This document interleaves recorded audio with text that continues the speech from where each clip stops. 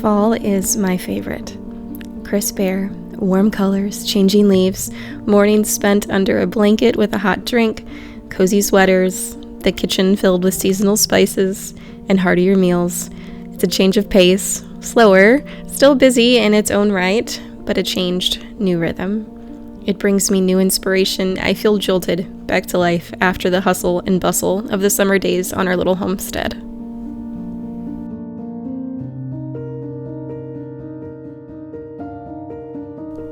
This fall, however, holds more than seasonal change, cozy blankets, and pumpkin spice. The uncertainty, division, and fear surrounding our nation can't go unnoticed. It seems everybody wants to pick a fight and jumps at the opportunity to cast you out if you don't agree. So much hostility, so much hatred, and so much out of my control. Regardless of what's going on around me, I am choosing to enjoy this new season, and I'm hopeful. I know the one who brings unity, peace, and hope, and I know he's sovereign. He takes care of what I cannot, and I've put my faith in him. I also know what I do have influence over, where I can make a difference. So I'll keep doing the next right thing in front of me, doing my best to steward well all that I've been given. I'll meet him in the mornings, fill my cup for the day so I can pour it out on others. Settle into a new routine, find the rhythm, fill my home with the beauty and the warmth of the season. Pot the mums, decorate the home, bake all the things, and find him in it all. I can create a place filled with hope and peace, a refuge to all those who enter. I want my home to feel like a warm hug, safe, comforting, healing.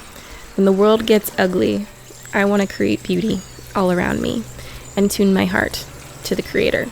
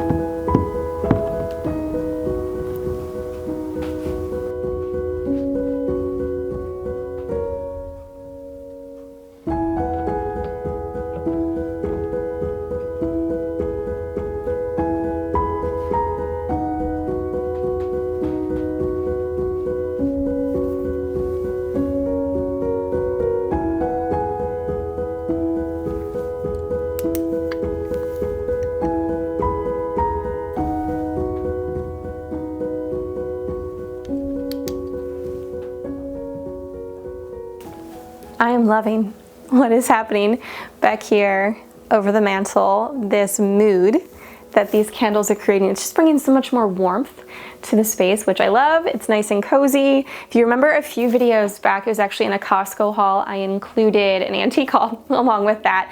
I picked up these two brass made in England candle like wall sconces. I had been looking for some for a while to frame in this antique picture I've had for many years that I love. So I got those. I've been on the hunt for the perfect battery powered, if it'll focus here, battery powered like taper candles.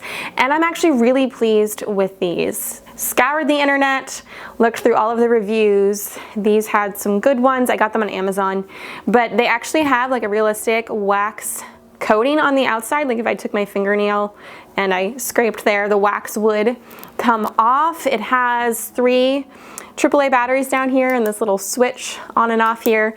It does come with a little remote as well, which is really nice. I don't have to take them out every time. I like them to be on. It has a couple of different settings, like a flicker setting, a steady light, and then 3 dimmer settings for different intensity of light. I'm so pleased with them, and I just love this ambiance that it's creating.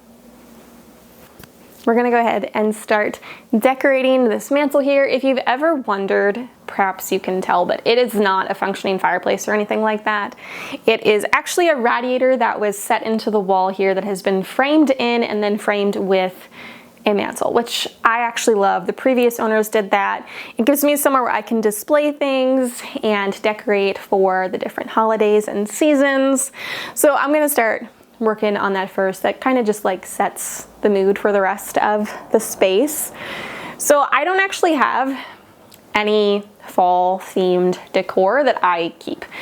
I have a small home, so that's really the main reason for that. I don't have anywhere to keep things, so I keep those items to a minimum unless there's something I see that I need that and I will use it year after year. But I don't really have anything dedicated for fall. I will go out and I will purchase some pumpkins to just bring in that fall aesthetic and some warm colors. I do try to grow as many of those as I can each year, but this year was just a no-go for that. All of my plants got decimated by squash vine borers. I have just a handful of squash and pumpkins that I grew myself. The rest I just supported local, but I'll also just go foraging in my yard or along the road out behind our house, look for some grasses, maybe some leaves to just incorporate into my fall decor. But really I just use what I have on hand, repurpose it, and try and like curate for the different seasons. So I will bring in warmer tones, warmer metals, warmer woods, all those sort of things for the fall, different patterns that say cozy to me. And then I just try and use some things that'll offer dimension, some things that'll bring some height and, you know, that kind of stuff. So you'll see that as I am decorating. Nothing is really dedicated to fall. I'm just kind of curating what I have collected in my home. I keep lots of doilies and fabrics, tablecloths, all sorts of things to just use to add some texture and to like break up lots of dark spaces. So I'm gonna throw this here.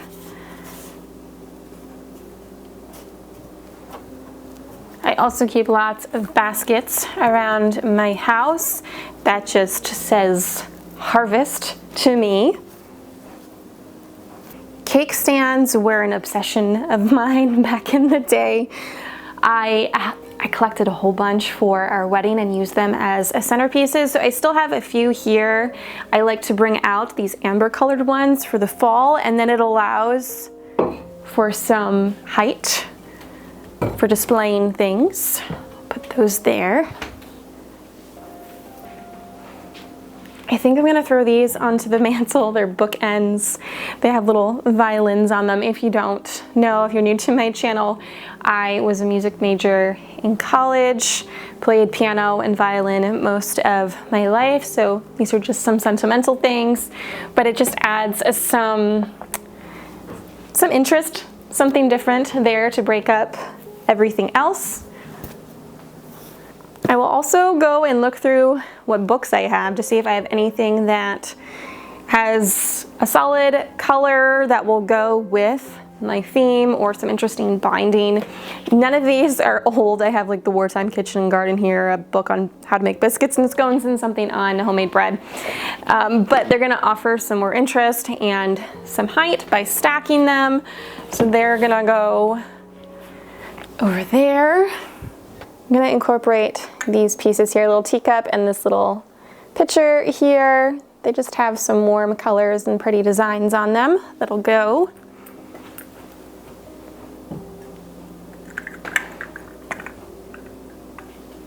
Another warm toned basket here for this end.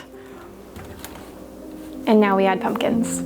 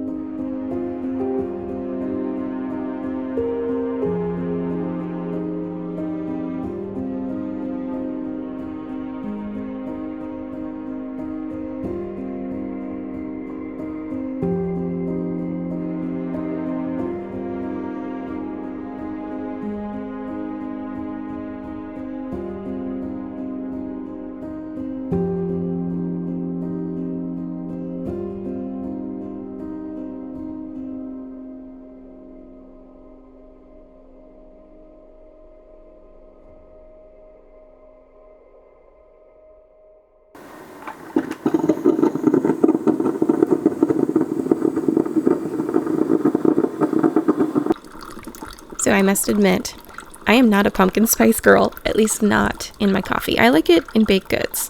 However, I love me some salted caramel. So we're going to make a salted caramel coffee creamer that is much better for you than what you can get in the store. I've got two versions. One is a low sugar non-dairy option, and the other is a I don't care about the sugar content and I can have dairy option.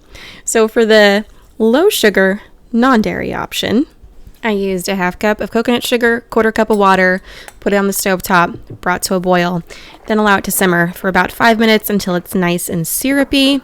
Then we add a dash of salt, a little bit of vanilla, a little bit of maple syrup, stir that together, and then add in a little bit of coconut milk, just like 3 tablespoons, just to incorporate everything well. Allow it to cool down a little bit, and then add in the rest of a can of full fat coconut milk. You can use other non-dairy options, but the fat content of this coconut milk just makes it nice and rich and creamy. So I keep this in the fridge to add to my coffee. You can add to your heart's desire. I will have both recipes down in the description if you'd like to make them for yourself. Now the other option we're going to do does use dairy, and it uses brown sugar. But it's absolutely divine. If I didn't have to watch my sugar and if I could tolerate dairy a bit better, I would totally go with this option. It's amazing. This one my husband will enjoy. It's the same thing. We're taking the sugar and the water and we're taking it over to the stovetop, boiling it, bringing it down to a simmer for about 5 minutes, stirring continually because it will burn. So it was 1 cup of brown sugar, a half cup of water. Take it off the heat. Add in some salt, about 1/4 teaspoon. We're going to do a teaspoon of vanilla extract, 1 cup of heavy cream, and 3/4 cup of whole milk. Stir this guy up, store it in the fridge, again 7 to 10 days. Add to your heart's desire, to your coffee, or sometimes I will even put it in my Dandy Blend drink. It's the dandelion and chicory root blend, which is great for your gut. This makes it even better. I will say, when I make these, our coffee is on the lighter side.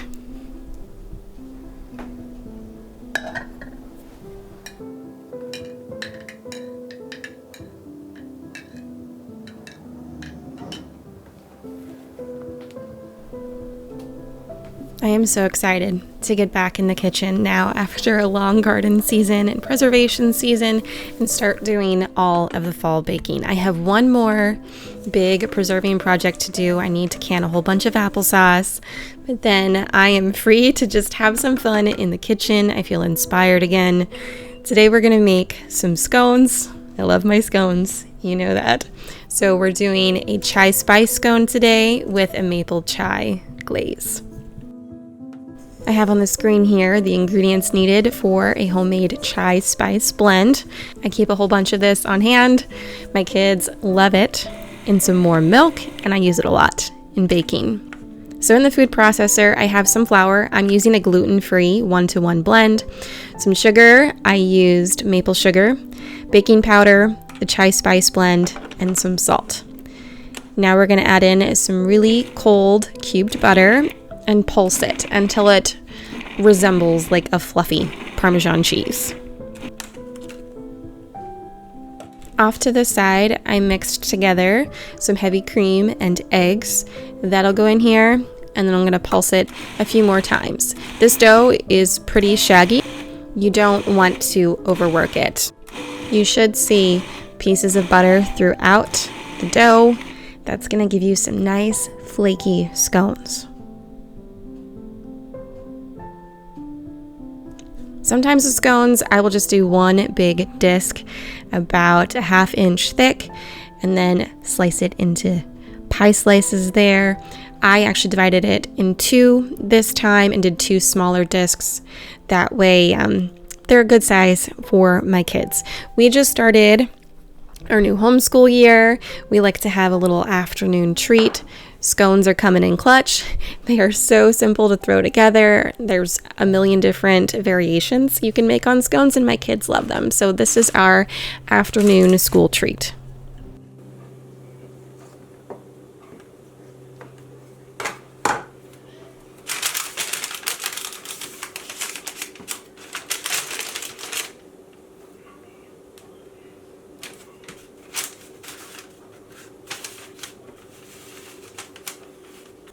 I like to brush the tops of the scones with some heavy cream and then bake at 375 degrees for about 18 to 25 minutes. It just depends on the size of them.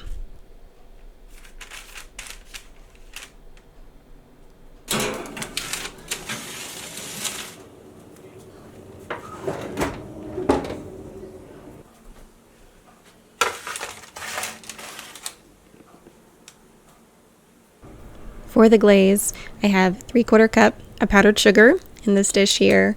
I added 2 teaspoons of chai spice, a good splash of vanilla, a good splash of maple syrup, and then I just add some heavy cream until I get it to the consistency that I want.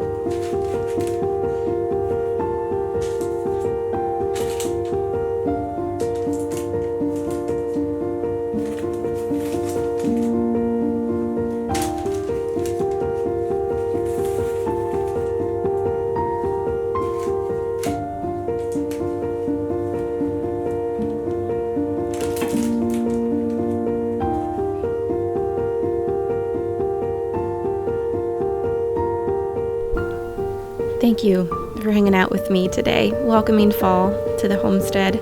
I hope this video encouraged and inspired you, provided some peace for the day. Important work is done within the 4 walls of our homes. We can make a difference. We can be light in the darkness. Blessings, friend. Until next time, take care.